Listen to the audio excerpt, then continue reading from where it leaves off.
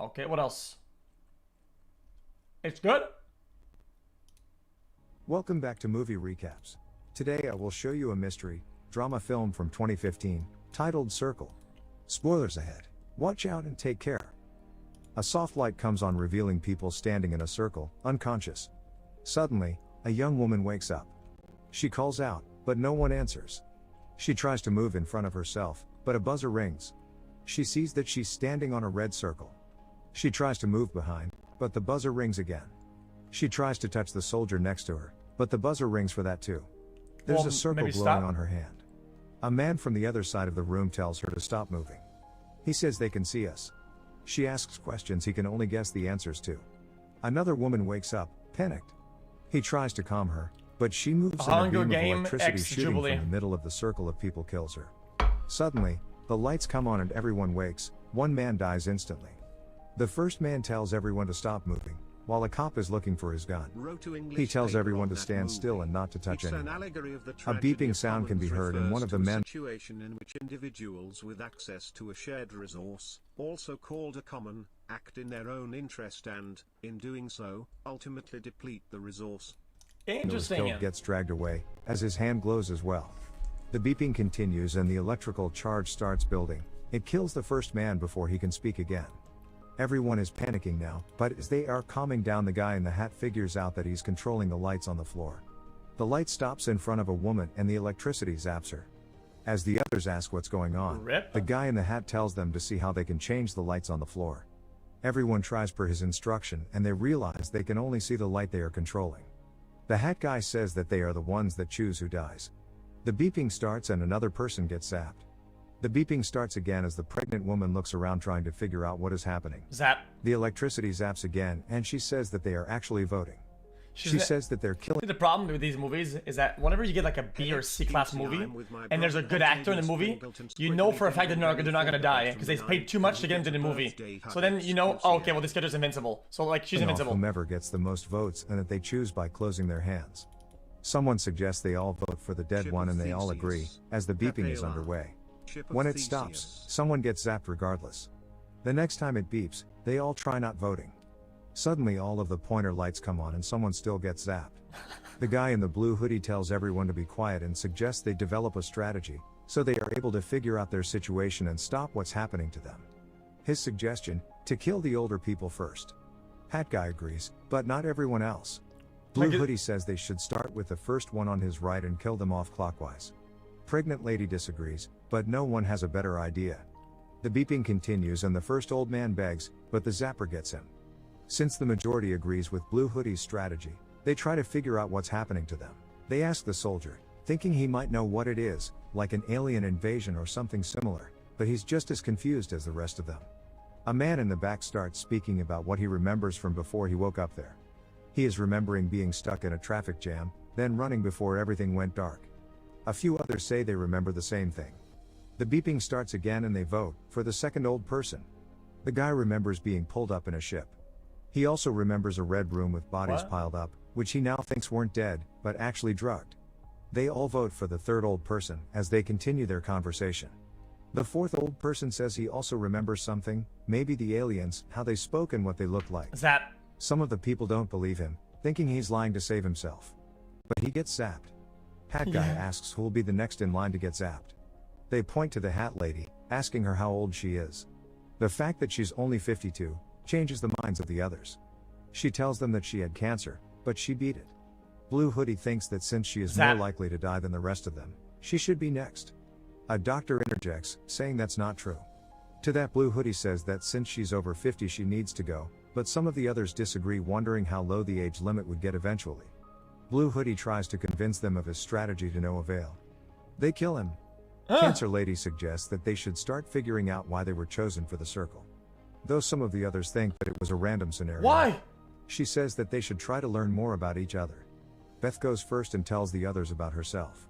As she speaks, the beeping starts again and she gets zapped. Yeah, fuck off. After that, most of the people think that they should not share their names and they're apprehensive about sharing anything else too. Craig goes next regardless, saying that the woman on his left is his wife. Someone asks who else knows each other and a man from the back speaks up, saying he knows the doctor. The two of them don't want to share how they know each other though. Craig continues, begging the people not to kill his wife. The beeping continues and another zap happens. Next they ask the Hispanic man to speak, but he doesn't understand English. The woman behind him says she'll translate. She asks him about his family and he says that he has 3 daughters down in Mexico. Sorry. Red tie man starts the conversation about illegal immigrants, but the man in the flannel shirt asks him if he would need a green card to get abducted. You have to put it in context of the movie, you know? Dude, you know what I'm saying? They tell the translator to ask him if he was in the US legally and he says no. The beeping continues, but it zaps a young girl in the front row. To the surprise of some, the cop recognizes a guy from the front row, Raul, because he beat up his own girlfriend. Cancer Lady asks if he's sure it was him. The exchange between the cop and Raul becomes more about profiling and prejudice than about what he could have possibly done for the cop to know him. When they start asking if he did beat up his girlfriend, he says that she got what she deserved. Next round, Raul gets zapped. After that, the blonde from the front row says that maybe they're supposed to figure out who's good and who's bad. She says there must be a reason why they're there, but the man next to her doesn't agree, saying that maybe the whole point is for them to kill each other while the aliens watch. However, the blonde guy behind her interprets her question as figuring out who deserves to live. So they wonder what they should base it on, while the beeping continues. It zaps the Muslim woman from the front row. The African American man asks the racial question and stirs the conversation. The white people, at first, say that in that room just nothing the way is that fair, they get and the zapped, other dude! African Americans tell him not to continue with the conversation, because he will only make himself a target. Hat guy agrees with them. The question reveals how people actually feel about race. The cop is the next one to speak, revealing his racism and prejudice. The beeper starts, the cop dies. The soldier thinks that they shouldn't talk about their opinions and prejudices, but the African American man disagrees, saying everything should be on the table. The soldier and the translator say that they shouldn't turn on each other and instead try to figure out what is happening to them. The next time they vote, they try voting for themselves, but it doesn't work. So they try voting for the person next to them. Someone still gets zapped, because somebody made a mistake. They try the same thing again, and the pregnant woman helps the kid next to her. Suddenly, the pregnant girl and a man are chosen, so everyone votes again. The man gets zapped. The guy from the back says he voted for the man, because he saw him voting for the pregnant girl. He says that the way the game was designed, in the end it will get down to the pregnant girl or the kid. To that the blonde guy from the second row replies that if they get rid of them, everyone will have a better chance. The guy in the flannel shirt says that it should be one of them to walk out, but Red Tie disagrees. Cancer Lady says that the pregnant girl counts as 2 people. The voting begins and it's another tie, between an older woman and a kid. They vote for the lady. The guy from the back and the soldier think that they should protect the 2 of them, but the man with the glasses wants to know what they're like first. He asks the kid questions when the voting begins and it's another tie, between the pregnant girl and the kid. The guy standing behind them says to kill them both, but he gets zapped instead. Craig suggests they should ask for volunteers. They go around the circle, but no one steps up, until a teenager says he'll volunteer. They argue if they should ask him why he would do it. Eventually he does answer, saying he doesn't want to kill anyone. Flannel shirt says that he's a kid and that it's not fair to let him do it. Red tie and glasses man disagree, so he asks if he's sure. An older gentleman from the back volunteers in his stead, and when the beeping starts, he walks off from his circle. Red tie and glasses still insist they should ask for volunteers, but they're not willing to do it themselves. Flannel guy thinks that everyone except the pregnant girl should step forward. Glasses asks the teenager if he still wants to do it, and after the beeping, he steps out and dies. Next, everyone expects the soldier to volunteer. But he doesn't want to, because he thinks he's sacrificed enough in his life. He wants to get back to his family and meet his kid. Time is running out and they wait for a volunteer. A woman from the back does it, because she's lost her son. The deacon tells her that she will see him again.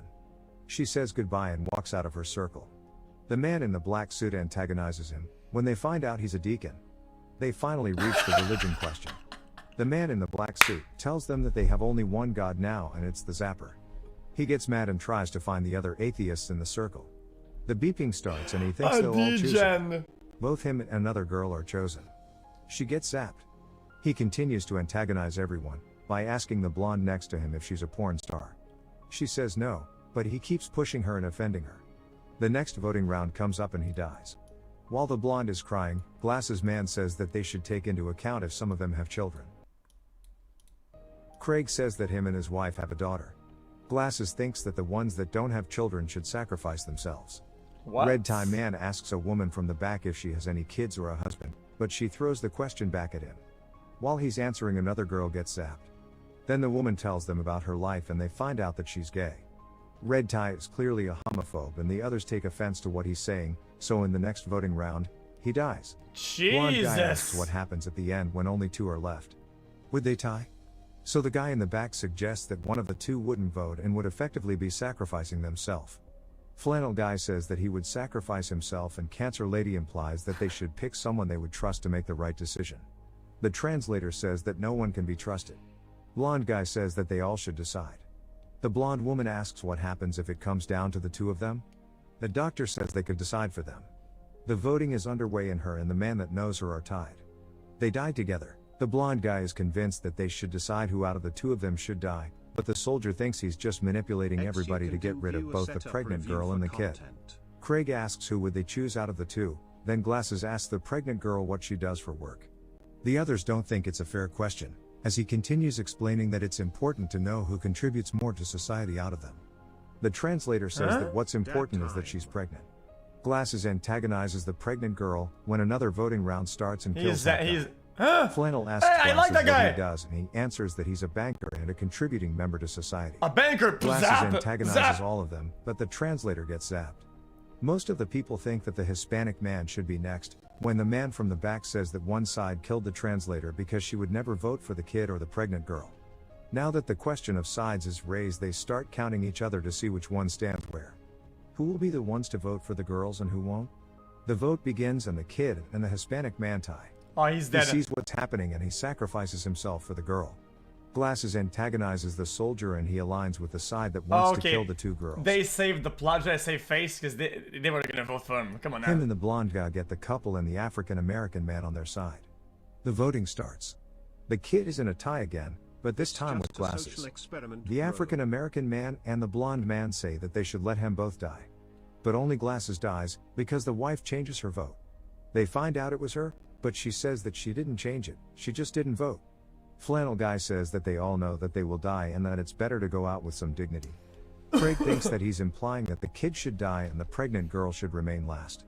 The blonde guy wants to get the blonde woman on his side, but when he can't, he says that they should vote for the flannel guy so that they could even things out and have more time to talk about everything. Zap. They vote for the flannel guy.